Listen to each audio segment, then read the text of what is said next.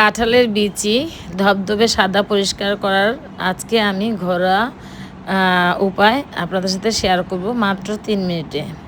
আসসালামু আলাইকুম। চলে আসলাম ছোট্ট একটি ভিডিও নিয়ে। সবাই ভালো আছেন? আমিও আলহামদুলিল্লাহ ভালো আছি। তো এই যে কাঁঠালের বিচি দেখতে পাচ্ছেন, অনেকের পছন্দ কাঁঠালের বিচি, আমার তো বেশ পছন্দ। তো খুব সহজেই কম সময়ে কিভাবে আমি কাঁঠালের বিচি এইভাবে সাদা ধবধবে করি সেটারই আজকে ভিডিও নিয়ে এসেছি। চলুন তাহলে শুরু করা যাক। তো এখানে কিছু কাঁঠালের বিচি নিয়েছি। প্রথমেই কিন্তু যে খোসাটা আছে সেটাকে ছাড়িয়ে নিতে হবে। তো প্রথমে আমি এক এক করে কিছু কাঁঠালের বিচির খোসাটা আমি ছাড়িয়ে নিচ্ছি। তো একটা ছুরি নিয়েছি, দেখতে পাচ্ছেন, মুখটা একটু কেটে তারপরে আমি যে হাতে খোসাটা আছে সেটাকে আমি ছিলে নিচ্ছি। তো এইভাবে ছিলে প্রত্যেকটা কাঁঠালের বিচির খোসা এইভাবে উঠিয়ে নিব। তো ছোট্ট একটি ভিডিও, আশা করি উপকারে আসবে। তো দেখতে থাকুন আমার আজকের এই ছোট্ট ভিডিও। তো এভাবে আমি সবগুলি কাঁঠালের বিচি খোসাটা ছাড়িয়ে নিব। আগে প্রথমে কিন্তু খোসাটা ছাড়িয়ে নিতে হবে, তারপরে আমি চলে যাব কিভাবে 3 মিনিটের মধ্যেই আমি এই কাঁঠালের বিচিগুলি সাদা ধবধবে করি। তো চলুন তাহলে আমি এক এক করে কাঁঠালের বিচিগুলো আগে ছাড়িয়ে নেই, তারপর আমি আপনাদের সাথে শেয়ার করছি পরে কি করছি। তো এভাবে করেই কিন্তু আমি সবগুলি কাঁঠালের বিচি উঠিয়ে নিচ্ছি, দেখতে পাচ্ছেন। আর সবাই কিন্তু কম বেশি আমরা কাঁঠাল খেয়ে থাকি, সবার বাসায় কিন্তু কম বেশি কাঁঠালের বিচি থাকে। তো অনেকেই কিন্তু কাঁঠালের বিচিটা অনেক পছন্দ করে অনেক কিছু দিয়ে খেতে। আমি কিন্তু বেশি পছন্দ করি ভাজার যে আছে ভর্তা, সেটা কিন্তু বেশি পছন্দ করি। যাই হোক, এভাবে আমি বাকি যে কাঁঠালের বিচিগুলি আছে সেগুলি আমি ছাড়িয়ে নিচ্ছি। তো অফ ক্যামেরায় কিন্তু আমি যে কাঁঠালের বিচিগুলি ছাড়িয়ে নিয়েছি। তো এইভাবে আপনারা যতটুক যার প্রয়োজন সে ওইভাবেই নেবেন। তো এখন আমি এটাকে কুসুম পানি দিয়ে হালকা কিছুক্ষণ ভিজিয়ে রাখবো, প্রায় 2 থেকে 3 মিনিট ভিজিয়ে রাখবো। তারপর এখানে আমি এখন দিয়ে দিব একটু লেবুর রস। তো আপনি দেখতেই পাচ্ছেন আপনারা যে আমি হাতের স্পর্শে কিন্তু গরম পানিটা ধরেছি। তো আমার কিন্তু হাতে সহ্য হচ্ছে। তো এমন বেশি গরম পানি দিবেন না যেটা কাঁঠালের বিচিটা বেশি সিদ্ধ হয়ে যায়। তো এখানে এক টুকরো লেবুর রস আমি দিয়ে দিচ্ছি, দিয়ে এখানে আমি কিছুক্ষণ প্রায় 2 থেকে 3 মিনিট আমি এটা ঢাকনা দিয়ে ঢেকে রেখে দিতে পারেন। তো আমি ঢাকনা দিয়ে ঢেকে রাখি নাই, এভাবেই রেখে দিয়েছিলাম। তো 2 থেকে 3 মিনিট পর দেখবেন এমনিতেই চামড়াটা আস্তে একটু নরম হয়ে যাচ্ছে। তারপর আমি আবার কিভাবে সম্পূর্ণ চামড়াগুলি উঠিয়ে নেব সেটাই আপনাদের সাথে দেখিয়ে দেবো ইনশাল্লাহ। থাকুন আমার সাথেই। তো এখন আমি একটা বয়ম নিয়েছি, প্লাস্টিকের বয়ম। তো আমার হাতের কাছে বড় বয়ম ছিল না, তাই আমার ছোট একটা বয়ম নিতে হয়েছে।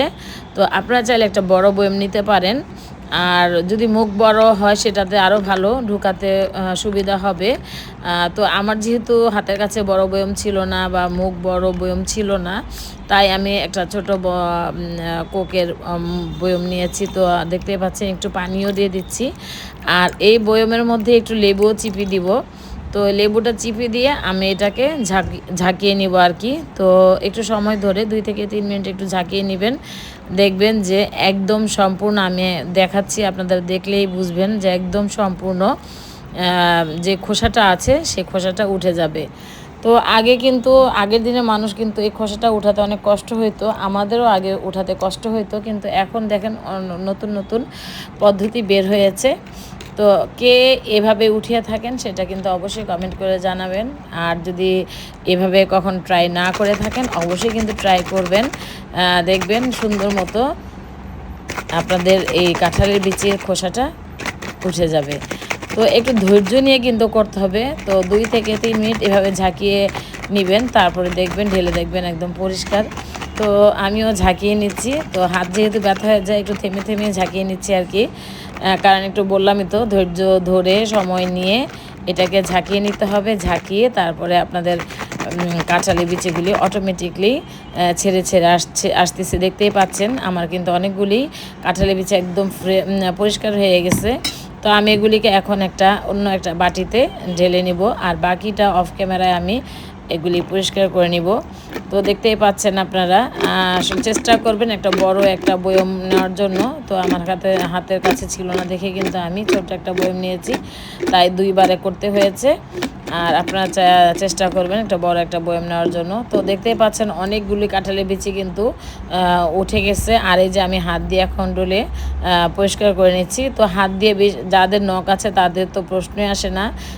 আমার তো হাতের নখ নাই, তাই কিন্তু একটু উঠাতে হয়তো বা কষ্ট হচ্ছে মনে হচ্ছে, কিন্তু না, একদম সহজ। আর যেগুলি উঠবেই না সেগুলি আমি চেষ্টা করলেও উঠবে না। তো দেখতেই পাচ্ছেন একদম সুন্দর পরিষ্কার হয়ে যাচ্ছে কাঁঠালের বিচিগুলি। তো আমি কিন্তু আপনাদেরকে ধুয়ে পরিষ্কার করে অবশ্যই দেখাচ্ছি।